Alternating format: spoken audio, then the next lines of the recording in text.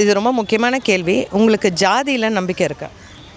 இல்லை sorry ma'am, இல்லை இல்லை இல்லை இல்லை இல்லை. அது இன்னும் இருக்குதுன்னு நீங்கள் நம்புறீங்களா? இப்போ இருக்குது, டெஃபினட்டாக இருக்குது. நம்ம நிறைய இடத்துல பார்க்குறோம்.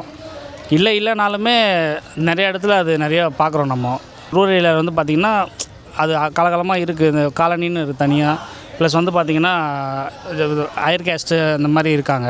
ஈவன் ஃப்ரெண்ட்ஸ்குள்ளேயே வந்து பார்த்திங்கன்னா அவங்க வீட்டுக்கு போகும்போது இந்த கேஸ்ட்னும் போது ஸோ உங்களை ஒரு மாதிரி தனியாக ட்ரீட் பண்ணுவாங்க.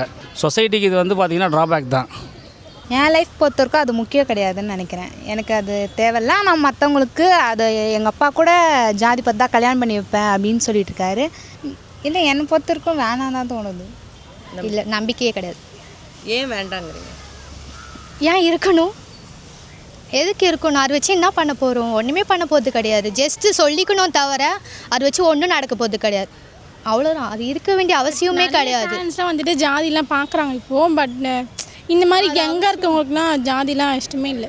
எந்த ஜாதியாக இருந்தாலும் ஓகே, அந்த மாதிரி தான் இருக்குது. ஜாதி தேவையில்ல. ஜாதி வச்சு என்ன தான் பண்ண போகிறோம்? ஒன்றும் பண்ண போகிறது இல்லை. அது பேரண்ட்ஸ் தான் பார்க்குறாங்க தவிர நாங்கள் யாருமே இப்போ இந்த ஜென்ரேஷன் யாருமே மோஸ்ட்டாக பார்க்கறது கிடையாது.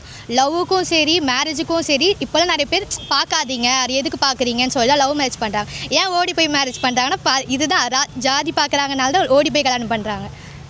அதே தான் மேம்.